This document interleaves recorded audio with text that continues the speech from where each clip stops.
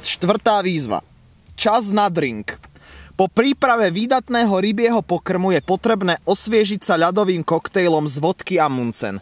Vašou úlohou je pripraviť originálny koktejl, ktorého hlavnou zložkou bude práve Amundsen vodka.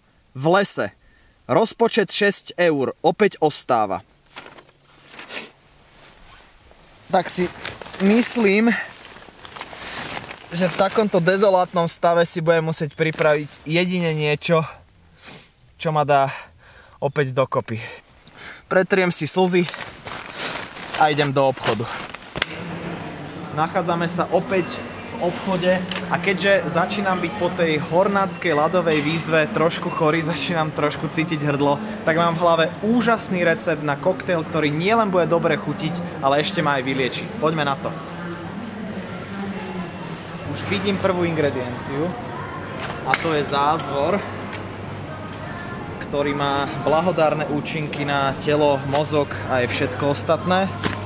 A keďže sa môj stav rapidne zhoršil počas toho, ako som išiel k tomuto zázvoru, tak zázvorom nebudeme šetriť. Máme 6 eur, môžeme si to dovoliť. Poďme rýchlo vyliečiť môj zdravotný stav v ďalšej ingrediencii. Vyzerá to, že už bude mať aj teplotu a napriek tomu som dokázal nájsť tento klasický československý med v macíkovi. Med musí byť, toto je úplná klasika, zázvor med. Asi viete, čo bude posledná, alebo respektíve predposledná ingrediencia. Skúsim to ešte prežiť, tak poďme. Dámy a páni, ak ste si mysleli, že poslednou ingredienciou, respektíve predposlednou ingredienciou bude zázvorový tonik, tak ste neuhádli. Bude to čaj na nachladnutie. Ako vidíte, na etikete sa nachádza zázvor, takže tomu budem určite veriť. A pravdepodobne už mám 39 horúčku. Nie je tu citrón, takže v tomto stave budem musieť ísť ešte pred citrón do druhého obchodu. Poďte so mnou. Dámy a páni, šiel som cez celý Poprad kvôli týmto dvom citrónom. Vošiel som sa úplne úžasne do 6 eur. Už mám asi aj 40-ky horúčky. Poďme rýchlo dostanú a poďme sa vyliečiť. Priatelia, sme naspäť v slovenskom raji v blízkosti našich stanov. Máme tu takéto nádherné miesto s nádherným výhľadom a ja sa veľmi teším, že si urobím koktail, ktorý je prakticky využiteľný v živote každého z vás, pretože či už vás bolí hrdlo, či už máte nejaký zdravotný problém, tento koktail vás zachráni. To vám zaručujem, to vám garantujem. Tu mám už takmer vriacu vodu, tatranskú vriacu vodu, do ktorej dám vyluhovať spomínaný čaj. Je veľmi potrebné tento úkon spraviť ako prvý, pretože čaj sa luhuje trošku dlhšie. No nádherný zázvorový čaj s prímesou citróna. Lepší čaj sme nemohli naozaj nájsť. Dáme ho pekne tam. Viete čo, vyzerá to tak, že ho tam celý hodím. Pokiaľ máte radšej aromatickejšie chute, ja napríklad mám rád aromatickejšie chute, dal by som tam tie čaje 2. Jednak aj farebnosť bude určite krajšia a ako som už teda spomínal, chute budú výraznejšie a bude to viac také intenzívne. A keďže ja mám za chvíľu 40-ky horúčky, tak tie čaje určite budem potrebovať 2. Takže čaje sa nám pomaličky lúhujú. Dám to tak trošku bokom, nech nám to nezavadzia a pustíme sa do tzv. Rezbárskych úkonov. V prvom rade je potrebné si ošúpať a pokrajať tento mega zázvor, toto monštrum. Ja teda neviem, ako dlho mi to bude trvať. Každopádne tým, že sa necítim až tak dobre, toho zázvoru budem potrebovať veľmi veľa. Takže poďme na to. Dámy a páni, bola to celkom fúška, ale zvládal som to. Myslím, že tieto 3 obrovské zázvoriska budú stačiť. Každopádne v tomto momente je potrebné si ich nakrájať. A ako správny chlap to treba spraviť sekerou.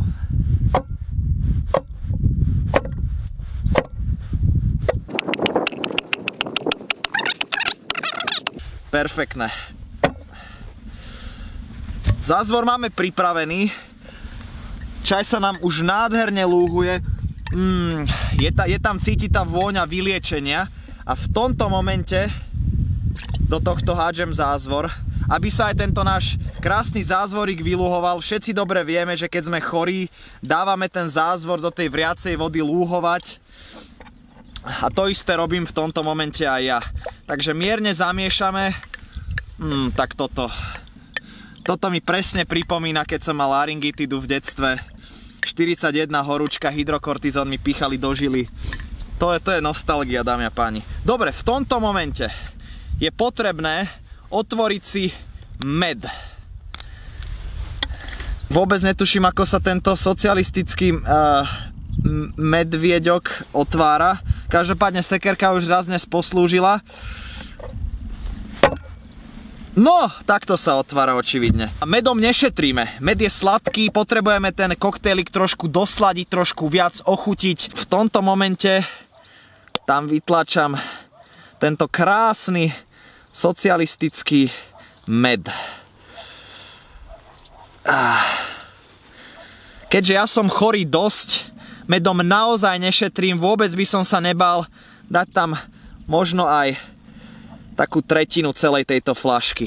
Tak, med by sme tam mali. Tá aroma, dámy a páni, kiež by ste tu boli so mnou. Toto je niečo neopakovateľné. Tento koktejl som nazval horehronský vypalovač, pretože naozaj vám vypáli každého bacila, alebo aj každý obchod, ako pred 25 rokmi Miky Černák na Horehroni. A ako tak vidím, tak v tomto momente sa nám jedno z týchto vrecúšok otvorilo, ale to vôbec nevadí, takže ho dáme von.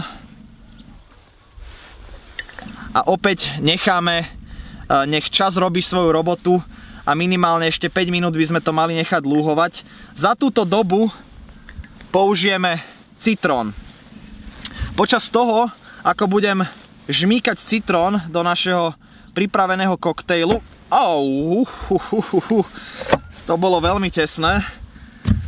Počas tohto vám poviem, že k tomuto koktejlu ja mám veľmi citový vzťah, pretože veľmi málo ľudí vie, že moja mama je z Horehronia, je z Brezna, z Bašty Kotlebovcov a tento koktejl sme si robili, keď sme stanovávali v Čiernom Balogu, keď sme tam chodevali lyžovať. Keďže my sme nemali až tak veľa peňazí, mali sme pomerne hlboko do vrecka, tak sme nemali až tak veľa búnd, čiapok, ponožiek a tak ďalej, takže sme bývali celkom často chorí, no a tento koktejl nás vždy zachránil.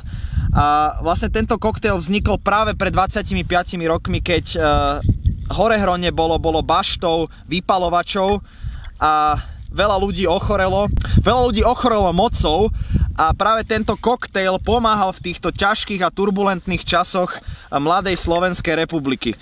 Takže citrón je tam vyžmýkaný.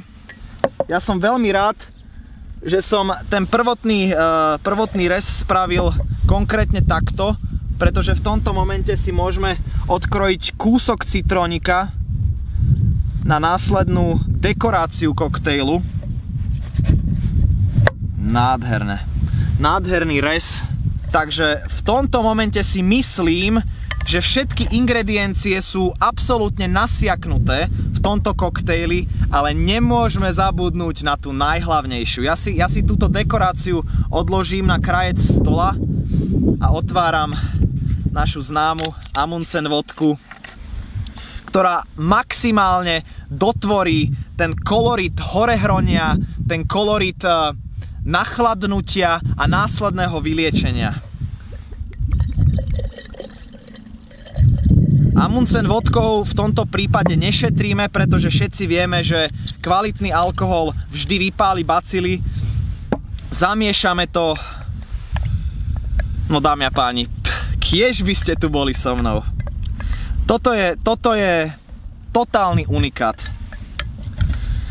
Horehronci mi dajú určite za pravdu. V tomto momente sa mi úplne otvorilo aj druhé vrecúško, takže to signalizuje, že je čas servírovať. Síce som trošku nachladnutý, ale to mi nebráni v tom použiť túto ľadovú kryhu, pretože čo by bol koktail bez ľadu, povedzme si pravdu. Ja si ten koktail na chvílinku ešte sem položím a ako správny horehronský drevorúbač narúbem ľad. Tak. Vznikli nám úžasné ľadové kryhy, ktoré dáme do tohto efektného pohárika. Nakrájame si citrónik na následnú dekoráciu a prichádza zlatý vrchol večera, dámy a páni. Servírovanie horehronského vypalovača.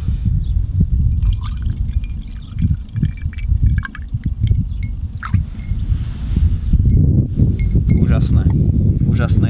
Ja som naspäť v Brezne na záhrade mojej starej mamy na začiatku 21. storočia. Keď sa človek pozrie trošku detailnejšie na tento koktail, tak vidí, že to, že sa nám otvorili tie čajové vrecúška, je presne to, čo sme chceli. Pretože to pôsobí veľmi prírodne, veľmi divoko, práve tieto malé čiastočky čaja. A ja si myslím, že určite by ste si v tomto momente so mnou tento koktail radi dali. Na zdravie.